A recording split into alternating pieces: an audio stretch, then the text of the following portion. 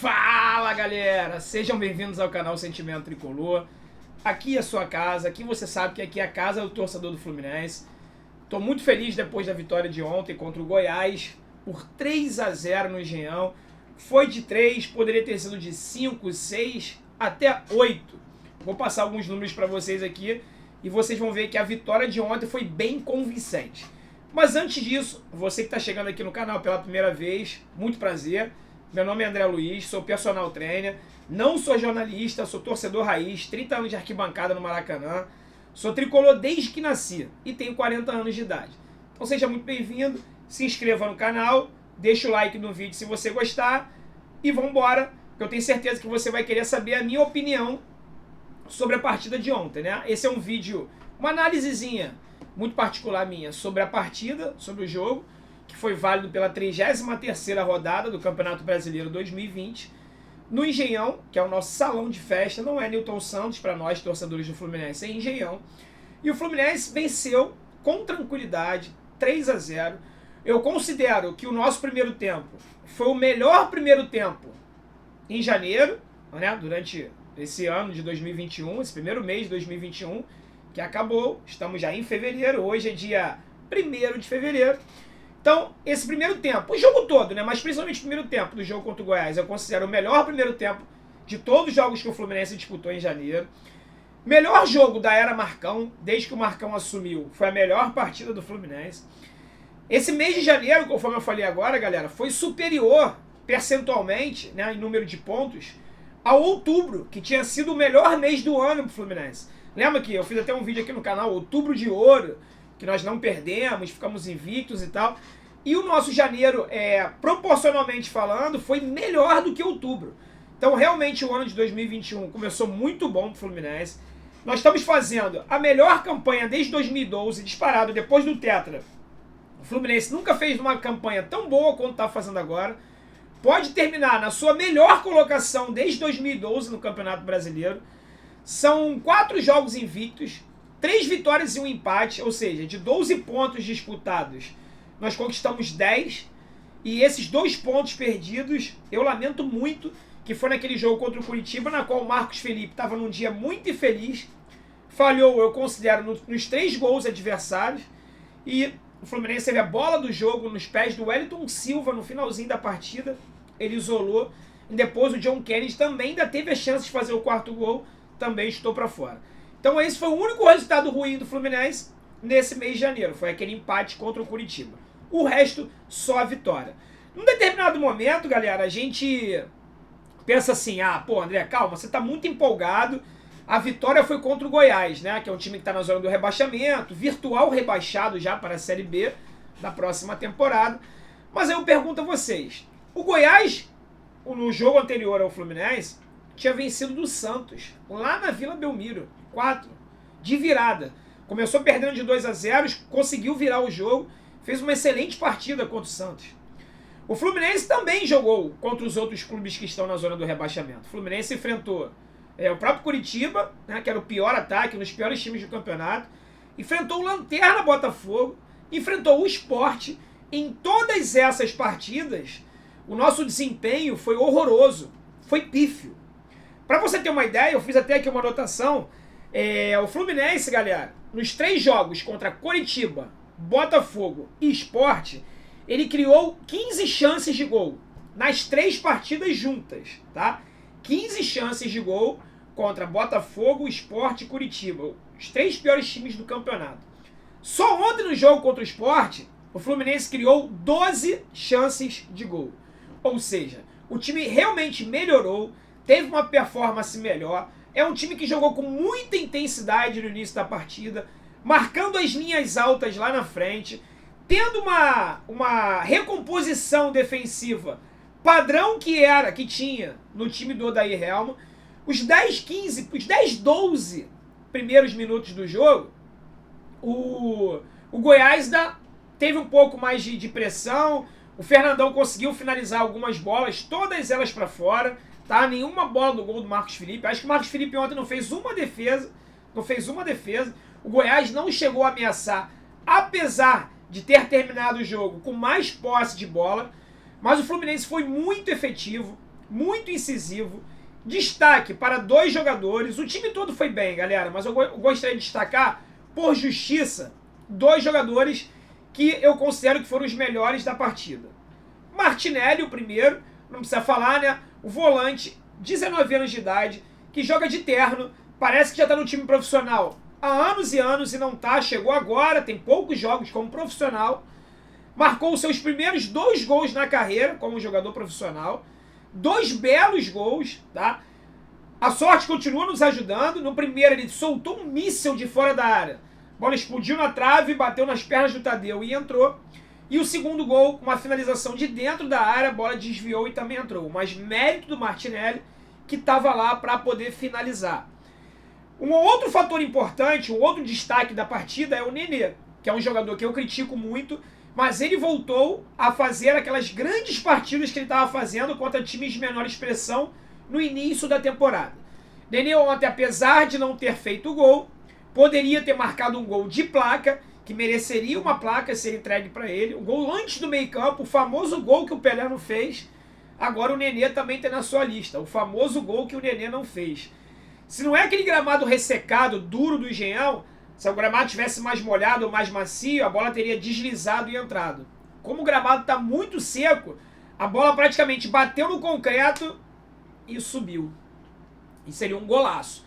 Então o Nenê, ao lado do Martinelli, tiveram as maiores notas segundo o SofaScore, nota 8.9, altíssima. Eu acho que nessa temporada eu não tinha visto ainda um jogador do Fluminense receber uma nota tão alta. Minto, se eu não me engano, o Marcos Paulo, naquele jogo contra o Atlético Paranaense, levou nota 10, tá? Aquela partida contra o Atlético Paranaense. Mas há muitos jogos que eu não via jogadores do Fluminense terem notas tão altas. E eu considero que a entrada do Hudson ontem, ajudou bastante nessa performance do Martinelli. Por quê? Porque o Martinelli teve mais liberdade para chegar no ataque. Ele tem um excelente passe, tem velocidade, tem técnica. Ele ontem jogou livre para poder ajudar na armação da equipe, porque o Hudson ficou mais postado, protegendo mais a zaga. Apesar que o Hudson chegou a arriscar algumas chegadas mais próximas da área, como um homem surpresa. Mas ontem ele jogou mais postado, não fez tantas faltas, jogou bem, não fez besteira. Eu gostei da partida do Hudson ontem.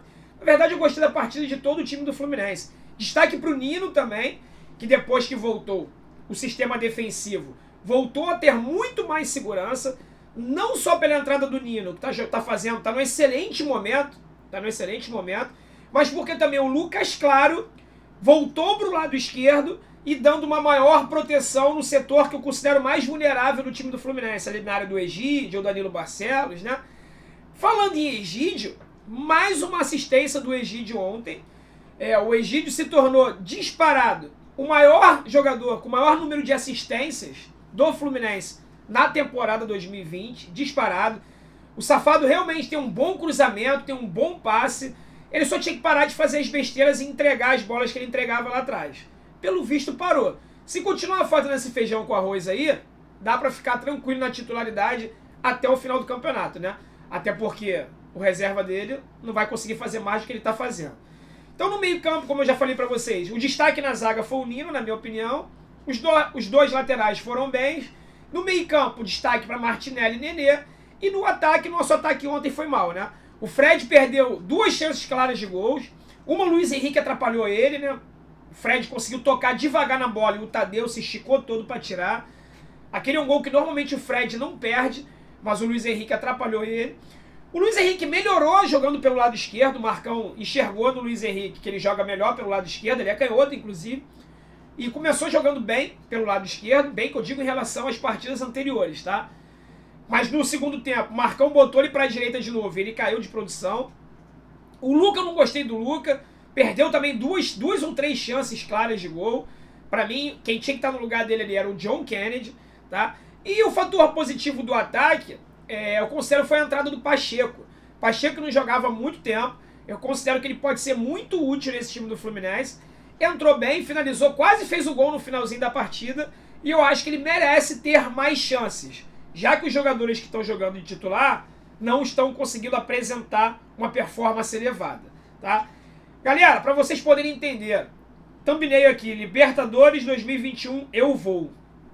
para vocês terem uma ideia, a pontuação, a média da década dos times que ficaram em 7º lugar, na década, teve clube conseguindo isso com 54 pontos, tá?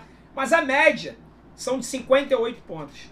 Então, faltam 5 pontinhos para a gente poder conquistar a pontuação média dos últimos anos dos times que ficaram em 7º lugar. Mas aí eu te trago agora uma informação mais importante ainda, que eu tenho certeza que vai te deixar muito feliz.